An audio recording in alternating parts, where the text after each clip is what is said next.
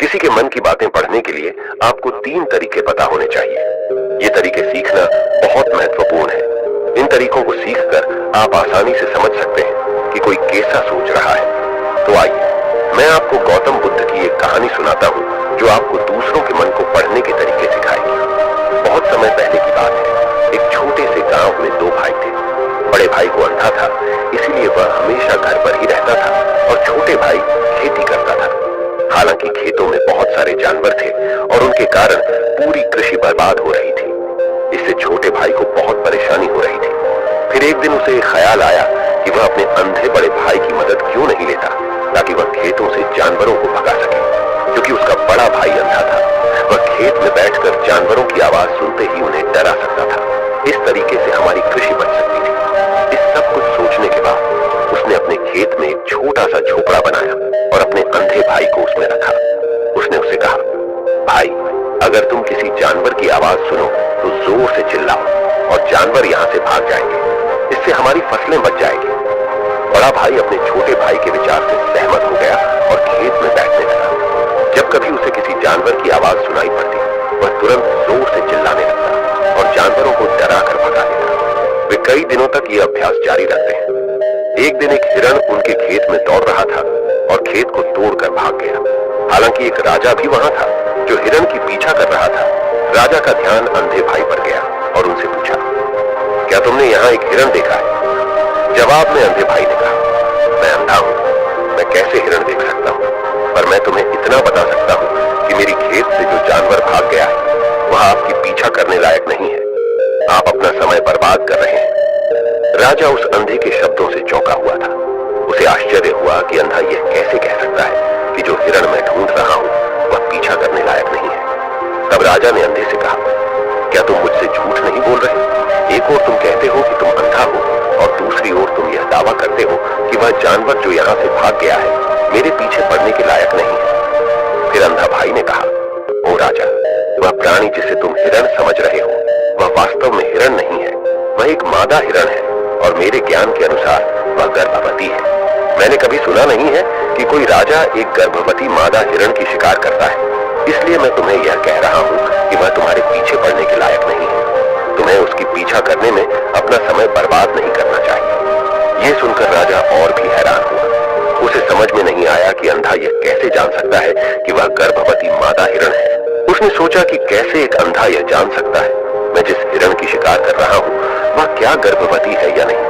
इस अद्भुत अंधे का इतना आत्मविश्वास के साथ कैसे कह सकता है? इसलिए मुझे इसे जांच करना होगा।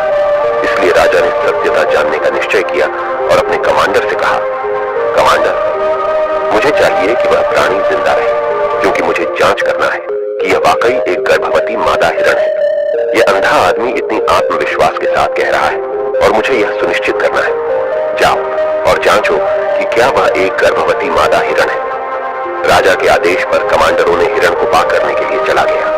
कुछ समय बाद जब वह लौटे तो राजा से कहा, राजा, यह अंधा आदमी पूरी तरह से सही कह रहा है, वह वाकई एक गर्भवती मादा हिरण है। इस सुनकर राजा हैरान हो गया। उसे समझ में नहीं आया कि यह अंधा आदमी कैसे जान सकता है कि वह गर्भवती मादा हिरण है। राजा के मन में कई सवाल उठे।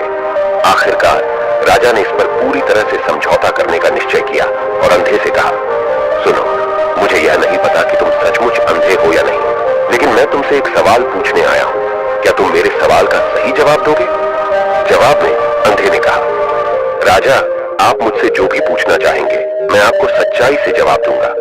राजा ने कहा, देखो, एक और तुम कहते हो कि तुम अंधे हो और दूसरी तरफ तुमने मुझे कहा कि मैं जिस जानवर की मैं पीछा कर रहा था तुम कहते हो कि वह गर्भवती मादा हिरण है और साथ में तुम्हें यह भी पता लगाता है कि तुम्हारे खेतों में जानवर कब आते हैं और कब जाते हैं। तुमने यह सब कैसे अनुमान लगाया? तब अंधा आदमी ने समझाया, सर, जब आप उस मादा हिरण की पीछा कर रहे थे तो उसकी गति और दौड़ते हुए आवाज से ही मुझे पहले से ही समझ आ गया था कि यह हिरण है और मेरी खेत की बांध काफी छोटी थी, उसकी ऊंचाई ज्यादा नहीं थी। अगर यह सामान्य हिरण होती तो वह आसानी से उस बांध को पार कर सकती थी, लेकिन वह हिरण ने उस बांध को तोड़कर भाग लिया था और यदि वह बांध पार करने की कोशिश करती तो उसके संतान को खतरा होता। इसलिए मुझे समझ में आ गया कि वह गर्भवती है। इस व्याख्या को सुनकर राजा अंधे के विशेष ज्ञान और कौशल को देखकर चौंके हुए हैं। वह समझता है कि यह व्यक्ति अंधा होने के बावजूद अनूठी जानकारी और क्षमताओं से संपन्न है। राजा इसका लाभ उठाने का निश्चय करता है और अंधे से एक और सवाल पूछता है। राजा कहते हैं, तुम बुद्धिमान हो और तुम्हारी कई बातों की गहरी समझ लगती है। आज मैंने तुम्हें यहाँ बुलाया है ताकि जान सकूं कि मेरी पत्नी मेरे प्रति विश्वासी है या नहीं। अंधा आदमी जवाब देता है, ओ राजा, ऐसा सवाल कैसा है? आपका विवाह कई सालों से चल रहा है और अब आप ऐसी बातें जानना चाहते हैं। ऐसे सवाल आपके मन में क्यों उत्पन्न हो रहे हैं? हालांकि राजा कहता है, तुम्हें इस सवाल का जवाब देना होगा। अगर तुम मुझे उत्तर नहीं दोगे तो मैं तुम्हें मृत्यु दंड से सजा दूंगा। राजा की धमकी सुनकर अंधा कहता है, बहुत अच्छा, मैं तुम्हें तुम्हारे सवाल का जवाब दूंगा। ओ राजा, अगर तुम इस सवाल का जवाब चाहते हो तो तुम्हें मेरी एक सेवा करनी होगी। राजा पूछता है, मुझे बताओ, मुझे क्या करना होगा? व्यक्ति जवाब देता है, उसके लिए तुम्हें अपनी पत्नी को मेरे साथ एक कमरे में अकेले छोड़ देना होगा। ये सुनते ही राजा पहले तो गुस्सा होता है, लेकिन कुछ समय सोचने के बाद वह उस व्यक्ति की बात मानता है और अपनी पत्नी को उसके साथ एक कमरे में भेजने का आदेश देता है। कमांडर उस पर क्रियान्वयन करता है और अंधे आदमी और रानी को एक कमरे में अकेले छोड़ देता है। उस समय अंधा अपनी बात कहते हैं, मुझे तुम्हें छूना है। ये सुनते ही रानी बहुत गुस्से से भरी हो जाती है और अंधे को पीटने लगती है, कभी हाथों से तो कभी पैरों से और कभी पूरी ताकत से। वह उसे बेहद बेरहमी से पीटती है। बाद में किसी तरह अंधा अपनी जान बचा लेता है और राजा के पास जाता है। उसने राजा से कहा, ओ राजा, आपकी पत्नी विश्वासी नहीं है। इस सुनते ही राजा बहुत गुस्से से भरकर अपनी तलवार निकालता है और सीधे अपनी पत्नी के पास जाता है। उसने उससे गुस्से में कहा, रानी, आज मैं तुमसे एक सवाल पूछूंगा और तुम्हें सच्चाई से जवाब देना होगा। अगर तुमने झूठा बोला तो मैं तुम्हारा सर तुरंत अलग कर दूंगा। फिर उसने पूछा, मुझसे कहो, क्या तुम विश्वासी हो या नहीं? इस पर रानी ने कहा, ओ राजा, तुम मुझे मार दो, लेकिन मैं विश्वासी नहीं हूं। राजा बहुत खुश हुआ क्योंकि वह सब कुछ जो अंधे ने कहा था वह पूरी तरह से सच था। इस सुनते ही राजा तत्काल अंधे के पास जाता है और पूछता है, तुमने कैसे जान लिया कि मेरी पत्नी विश्वासी नहीं है? अंधा उत्तर देता है, ओ राजा, यह काफी सरल है। मैंने आपकी पत्नी से कहा कि मैं उसे छूना चाहता हूँ और वह इतनी रोष में आ गई कि मुझे मारने लगी। वफादार औरत कैसे किसी अन्य पुरुष को छू सकती है? जब मैंने उससे कहा कि मैं उसे छूना चाहता हूँ, वह मुझे इनकार कर सकती थी, लेकिन उसने मुझे मारना शुरू कर दिया और उस प्रक्रिया में उसने मेरे पूरे शरीर को छुआ।